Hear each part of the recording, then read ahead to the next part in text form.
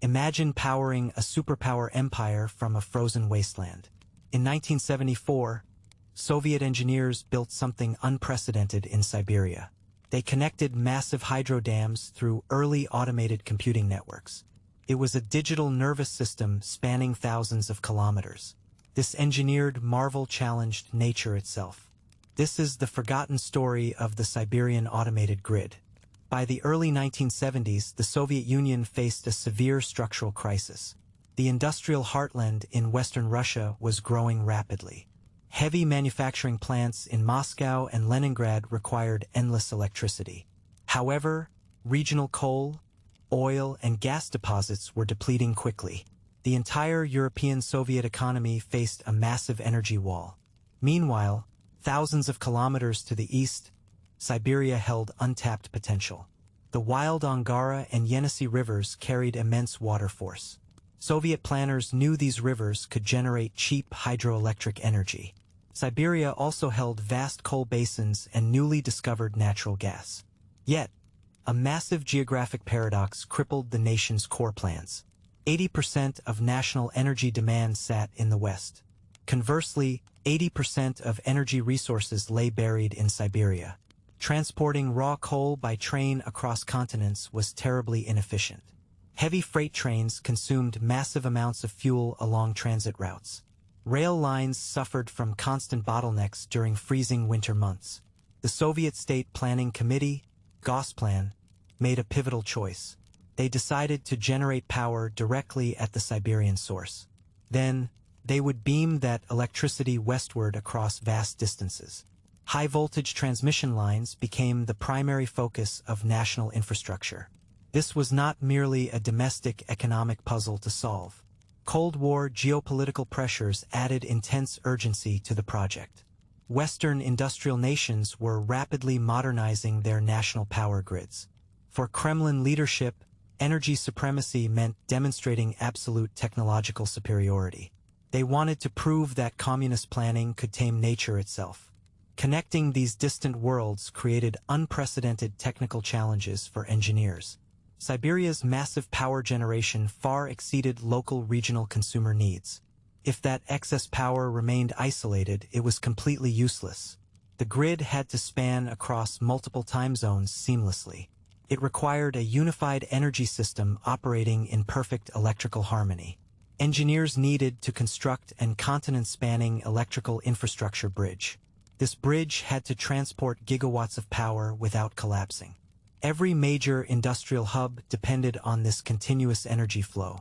A single failure could paralyze heavy factories across the superpower. Gosplan envisioned a centralized network spanning the entire Eurasian continent. Siberia was no longer just a remote, frozen penal colony. It had suddenly become the core powerhouse of the state. A massive power network requires a sophisticated real-time control system. Simple manual switches could never handle such extreme transmission distances. Soviet scientists turned to cybernetics, inspired by computer pioneer Viktor Glushkov. They wanted an automated system to manage energy flows dynamically. Glushkov envisioned interconnected computing networks for whole-state infrastructure. Regional dispatch centers rose in Novosibirsk and remote Irkutsk. Inside these centers, early mainframe computers monitored grid frequency constantly. Engineers deployed heavy BESM-6 and Minsk series mainframe computer systems. These massive machines processed incoming telemetry data in real time. Fast magnetic tape reels recorded critical electrical inputs every second. Sensors along thousands of kilometers reported continuous high-voltage readings. When system frequency fluctuated, automated controls responded within milliseconds. Complex software algorithms triggered high-speed circuit breakers automatically. This occurred before human operators even noticed the initial voltage drops. Automated load balancing prevented catastrophic cascading blackouts across distant regions. It was a major triumph for early Soviet computer science. Building high-voltage transmission lines across Siberia meant battling brutal natural elements. Construction crews faced extreme environmental conditions rarely encountered on Earth. Winter temperatures routinely dropped down to -60 degrees Celsius. Standard carbon steel tools snapped like brittle glass under stress. Equipment engines froze solid if left turned off for hours. Summers brought different environmental nightmares across the dense Siberian taiga. The top layer of soil thawed into endless, muddy swamps. Heavy transport vehicles sank deep into unstable permafrost during warm seasons. Swarms of blackflies plagued construction workers trying to clear forests. Engineers had to innovate radical civil engineering solutions to survive. They drove deep concrete pile foundations straight into frozen ground layers. Ground heating and soil stabilization techniques anchored heavy structural pylons. Specialized steel alloys were developed to resist extreme Arctic frost forces. Mechanics built ice melting systems to prevent heavy conductor cable collapse. During frozen winters, workers turned frozen rivers into temporary ice highways. These winter roads, called zimniki, carried heavy equipment safely across channels. Heavy cargo helicopters dropped pre-assembled steel power pylons into untouched forests. Transmitting electric power over thousands of kilometers created severe voltage drops. Standard low-voltage transmission lines lost too much energy over distance. To solve this, Soviet engineers designed ultra-high voltage electrical corridors. They implemented both high-voltage alternating and direct current technology lines. Massive reactive power compensation substations were constructed along long routes. Giant capacitor banks stabilized voltage fluctuations across the sprawling wilderness network. Every single kilometer of cable represented an intense physical battle. Construction workers fought constantly against unforgiving sub-zero wilderness conditions. It remains one of history's most daring civil engineering achievements. The 1974 Siberian Grid project achieved remarkable technical victories for the nation. Giant hydroelectric plants like Bratsk and Krasnoyarsk were linked together. They formed the longest synchronized power corridor on the planet. Siberian Energy successfully powered heavy manufacturing centers thousands of kilometers away.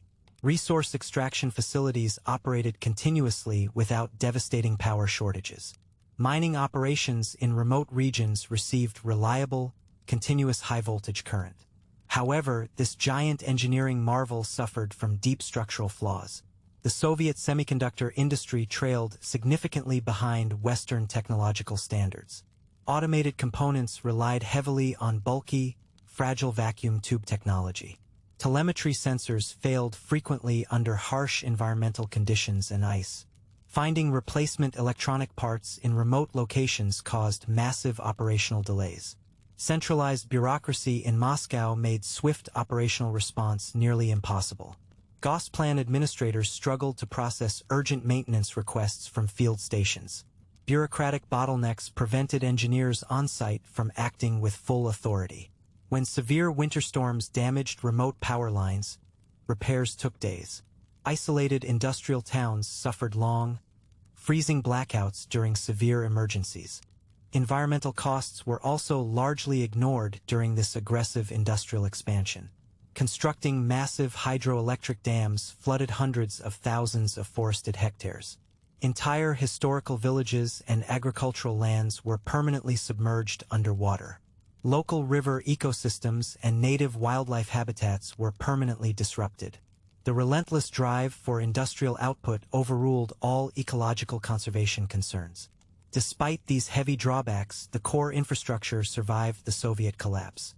Modern Russia's national grid still relies directly on this 1970s foundation. The Siberian automated system proved that wide-scale computerized dispatch was viable. It demonstrated early cybernetic principles applied to real-world power networks. It remains a monument to sheer engineering determination against nature's power. The Siberian Automated Grid remains a striking monument to human ambition. Soviet engineers tried to master nature through cold logic and steel. Their creation pushed early computing and power transmission to absolute limits.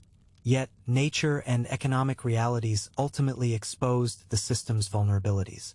Can massive centralization ever truly survive nature's unpredictability? In the end, this project proved both the triumph and tragedy of mega-engineering. Thousands of kilometers of steel pylons still cut through the quiet taiga. They stand as silent, rusty sentinels of a vanished superpower. Engineers attempted to substitute human nature with algorithms and cold metal. Yet, no grid can fully outrun its own systemic limits. The frozen Siberian wilderness quietly reclaims what was built upon it.